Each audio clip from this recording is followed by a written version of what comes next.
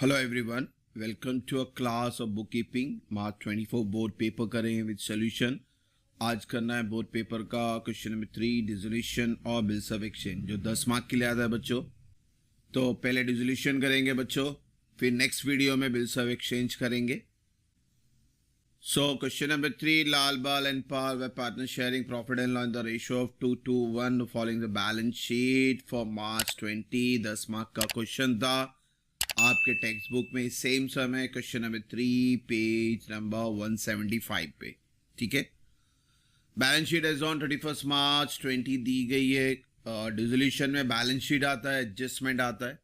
Question हमेशा ध्यान से पढ़ना कि क्वेश्चन जर्नल का बोला है या लेक्चर का बोला है, क्योंकि बच्चों दो टॉपिक है, एडमिशन और डिसोल्यूशन। ये अनप्रेडिक्टेबल है, आपको जर्नल भी पूछ सकता है, आपको लेक्चर भी पूछ सकता है।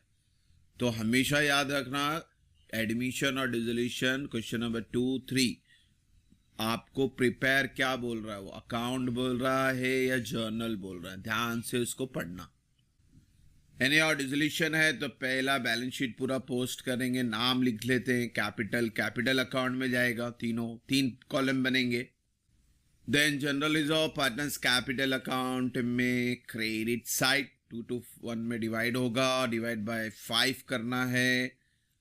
2 + 2 + 1 यानी 5 हो गया, तो 1200 आया। 1200 × 1 1200, 1200 × 2 2400, 2400। क्रेडिटर बिल्स पेबल इज या लाइबिलिटी अपन कहाँ लिखते हैं, रियलाइजेशन अकाउंट में क्रेडिट साइड, क्योंकि ये जो लाइबिलिटी का हिस्सा ये टोटल क्रेडिट है और एसेट जो है वो टोटल डेबिट है, इसको भी याद रखना। नाउ मशीनरी एसेट से रियलाइजेशन अकाउंट में जाएंगे, इन्वेस्टमेंट रियलाइजेशन अकाउंट, डेटर भी एसेट से रियलाइजेशन अकाउंट में जाएगा, ये सब डेबिट में जाएंगे। हाँ, आरडीडी भी रियलाइजेशन अकाउंट में जाएगा बट क्रेडिट साइड जाएगा बिकॉज साइन माइनस है। और फिर ये 52 हमेशा cut. Admission, retirement, death, dissolution, अगर डेटा आरडीडी के साथ आता है तो आउटर कॉलम का अमाउंट हमेशा कट। स्टॉक एसेट से रियलाइजेशन अकाउंट में जाएगा। पीएनएल पार्टनर्स का है, डेबिट है, एसेट डेबिट है तो पार्टनर्स कैपिटल अकाउंट में डेबिट साइड। अगेन तीनों से डिस्ट्रीब्यूट करना है आपको। बैंक अकाउंट बनेगा हमारा, डेबिट साइड जाएंगे, डेबिट वाला डेबिट, क्रेडिट वाला क्रेडिट। एडजस्टमेंट में दो ही एडजस्टमेंट आता है बच्चों, एसेट्स और लायबिलिटी के बारे में, तो उसको समझना है आपको।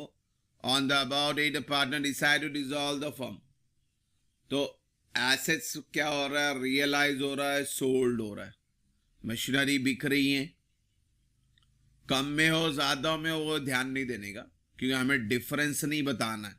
जैसे एडमिशन, रिटायरमेंट, डेथ में हम डिफरेंस बताते हैं, तो डिसोल्यूशन में डिफरेंस का कोई लेना देना नहीं है। कंपनी डिसॉल्व हो रही है, कंपनी बंद हो रही है, तो अपने को पैसा कितना आ रहा है एसेट पे वो देखने का है, अपन लायबिलिटी को कितना पेड कर रहे वो देखने का। डिफरेंस का कोई लेना देना नहीं है।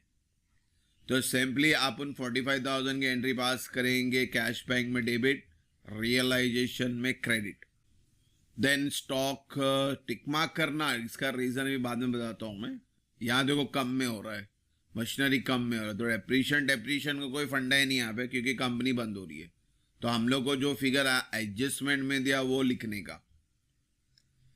फिर इन्वेस्टमेंट को भी अपन बेच रहे हैं, फिर अपन डेटर को भी बेच रहे हैं, ये वाला डेटर ना, बाहर वाला ये वाला नहीं देखने का। फिर एक्सपेंस हो रहा है, एक्सपेंस यानी लायबिलिटी कंसीडर करने का, तो पैसा जाने वाला है, रियलाइजेशन टू बैंक। गुडविल भी एसेट से रियलाइज हो रही है, पैसा आ रहा है, बैंक टू रियलाइजेशन। तो एडजस्टमेंट जो डिसोल्यूशन का वापस से बोला तो ये एडजस्टमेंट है, एसेट्स और लायबिलिटी। तो आपको ध्यान देना है कि पैसा आ रहा है जा रहा है, उस पर इंपॉर्टेंट पार्ट है डिसोल्यूशन का। अब अपन ने सारे एडजस्टमेंट कर लिए तो अपन ने टिक मार्क कर लिए। देखो एसेट सारे सोल्ड हो गए, 4 ही एसेट थे सोल्ड हो गए। लायबिलिटी 2 थी, इसके बारे में कहीं पे भी एडजस्टमेंट का इंफॉर्मेशन नहीं है, यानी क्वेश्चन मार्क करो इसको। अब वो क्वेश्चन मार्क करने का रीजन समझो। कि इन लायबिलिटी को पेमेंट नहीं हुआ है, तो एज ए गुड बिजनेसमैन, अच्छे बिजनेसमैन, तो अपने ऊपर कंपनी बंद हो गई तो अभी अपने ऊपर जो लोन है उसको भी पेड करने का। तो डिसोल्यूशन का जब इंट्रोडक्शन वीडियो बनाया था मैंने, उसमें क्लियर बताया था all asset has to be sold, all liability has to be paid. तो अपन इसको पेड करेंगे बच्चों, लायबिलिटी पेड होगा, पैसा जाएगा। तो सेम एंट्री ये वाली आएगी क्योंकि डिसोल्यूशन एक्सपेंस भी लायबिलिटी है। तो रियलाइजेशन में डेबिट, बैंक में क्रेडिट। अब एडजस्टमेंट में कोई अमाउंट है ही नहीं, अपन ऊपर का ही अमाउंट लेंगे, बुक वैल्यू जिसके कहते हैं। तो अपने को बुक वैल्यू के हिसाब से इसको पेड करना है। तो बच्चों होप सो क्वेश्चन क्लियर हो। अभी अपन इसका लेजर ड्रॉ करते हैं। तो लेजर में रियलाइजेशन, कैश बैंक और पार्टनर्स कैपिटल। रियलाइजेशन में हेडिंग लिख के रखो, हेडिंग लिखते नहीं बच्चे, गड़बड़ होता है, एसेट्स और लायबिलिटी। पार्टनर्स कैपिटल में पार्टनर्स का नाम लिखो, बैंक में बैंक एंट्री आएगी अपनी बैंक की, ठीक है। पोस्टिंग बैलेंस शीट से शुरू करेंगे। पहला कैपिटल है, क्रेडिट, क्या बोला था मैंने, क्रेडिट, यानी क्रेडिट में लिखने का बाय बैलेंस ब्रॉट डाउन, ठीक है। फिर जनरल रिजर्व, ये भी पार्टनर्स का है, क्रेडिट में जाएगा। 6000 को 221 यानी 5 से डिवाइड करो तो 1200 आया था। तो 1200 into 1 into 2 into 2। Creditor, bills payable, liability है। पहले बैलेंस शीट पोस्ट कर रहे तो एडजस्टमेंट में ध्यान नहीं देने का, लायबिलिटी को पूरा एज इट इज लिखने का। फिर सारे एसेट को एज इट इज लिखेंगे। डेटर ध्यान देना 55 लिखने का। फिर आरडीडी अपना किधर आएगा, क्रेडिट में आएगा क्योंकि माइनस है ये।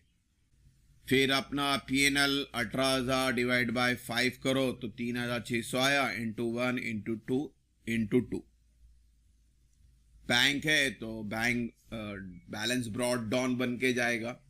देखो डेबिट वाला डेबिट में गए सब है ना, एसेट्स भी डेबिट का डेबिट में गया, कैपिटल क्रेडिट है तो क्रेडिट में गया, जनरल रिजर्व भी क्रेडिट में गया, पीएनएल डेबिट में तो इसलिए डेबिट में गया। तो ये चीज को समझने का, लायबिलिटी बोले तो क्रेडिट, एसेट बोले तो डेबिट, डेबिट वाला डेबिट में, क्रेडिट वाला क्रेडिट में। अब एडजस्टमेंट में जा रहे हैं तो एडजस्टमेंट में एक एडजस्टमेंट जो था ही नहीं, जो क्रेडिटर और बिल्स पेबल, तो पहला इसको ही पास कर देते हैं बच्चों क्योंकि इसको पेड करना, पैसा जाने वाला है। तो बैंक में क्रेडिट और रियलाइजेशन में डेबिट। तो as it is book value copy paste कर दो। और फिर इसका सेकेंड इफेक्ट, बैंक में क्रेडिट। हेडिंग याद रखे, नाम क्या लिखना है, यहाँ बैंक लिखना है या रियलाइजेशन। बहुत से बच्चे यहाँ लायबिलिटी या क्रेडिटर डायरेक्ट लिखेंगे, बैंक नहीं लिखेंगे तो सीधा, और क्या हो गया बच्चों, रॉन्ग हो गया, उसको ध्यान देने का। और सेम वे में यहाँ पे हम लोग क्रेडिटर बिल्स पेबल लिखते हैं तो अकाउंट का नाम लिखना है, कौन से अकाउंट से आ रहा है, कौन से अकाउंट में जा रहा है। अब एडजस्टमेंट कर लेते हैं बच्चों। एडजस्टमेंट में पहला एडजस्टमेंट था अपना एसेट को रियलाइज करेंगे, यानी अपना बैंक अकाउंट क्या होएगा, डेबिट होएगा। और बैंक अकाउंट अगर डेबिट है तो रियलाइजेशन क्या होगा, क्रेडिट होगा। तो क्रेडिट में यहाँ लिखेंगे, कहाँ जाने वाला है, बैंक में, तो बैंक का नाम लिखेंगे।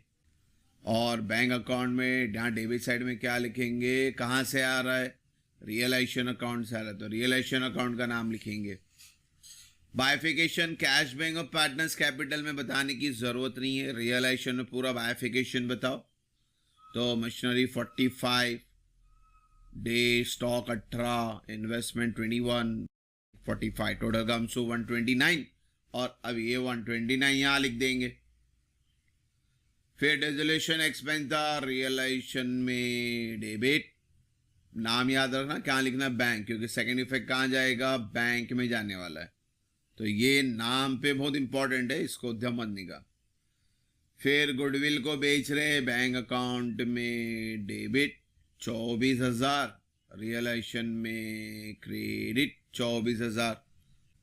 अब आपका सम हो गया, एडजस्टमेंट हो गए, लायबिलिटी को भी हमने पेड कर दिया है। तो क्लोज करते हैं आपका। तो यहाँ पे मेरे ख्याल से क्रेडिट बढ़ा आ रहा है 2,18,000 का। तो अब डेबिट से माइनस कर लेंगे बच्चों। तो डेबिट का टोटल करके 2,18,000 से माइनस कर दो तो 1,40,60 यानी 2,00,000, 2,00,000 9, 10, 11, 12, 13, 14, 214 आया। 214 में से 218 माइनस किए तो 4,000 आपका प्रॉफिट आ गया। और ये प्रॉफिट भी तीनों जन में बांट देंगे 221 में। पहले इस 4,000 को 5 से डिवाइड करो, 5 8 40, 800 आया। 800 इंटू 1 इंटू 2 इंटू 2। अब डेबिट में है तो शिफ्ट करेंगे पार्टनर्स कैपिटल में क्रेडिट साइड।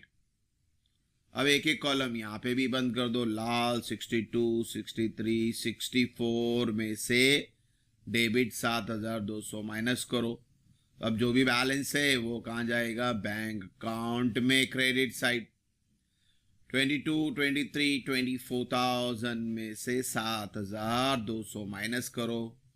फिर 21, 22,000 आया, फिर इससे 3,600 माइनस करो। अब ये तीनों फिगर डेबिट वाला कहाँ जाएगा? क्रेडिट में। इनको डायरेक्ट भी बाहर लिख सकते हैं, टोटल करके भी लिख सकते हैं। फिर लास्ट में डेबिट और क्रेडिट दोनों सेम आना चाहिए, यानी टैली अमाउंट कम्स टू 1,57,000। और जब भी कोई अकाउंट टैली होता है तो उसको हम बोलते हैं ऑटोमेटिकली क्लोज होता है। नॉर्मली इसको देखो आपने ने क्लोज किया, इसको भी आपने ने क्या किया? क्लोज किया। मगर इसको क्लोज नहीं कर रहा, ये ऑटोमेटिकली क्लोज हो रहा है। टैली का दूसरा वर्ड बता रहा हूँ, ऑटोमेटिकली क्लोज। ऑब्जेक्टिव में क्वेश्चन पूछता है कि डिसोल्यूशन में बैंक अकाउंट ऑटोमेटिकली क्लोज होता है या बैलेंस आता है, तो it is called as automatically close. हो वन वर्ड वगैरह में आते हैं। Anyhow question number 3 dissolution hope so clear हो। इंशाल्लाह नेक्स्ट वीडियो में बिल्स ऑफ एक्सचेंज करेंगे। इसका ऑप्शनल पार्ट आता है, आइदर गो फॉर डिसोल्यूशन और go for bills of exchange. तो नेक्स्ट वीडियो में जल्दी मिलेंगे बच्चों। Thank you for watching the video. God bless you.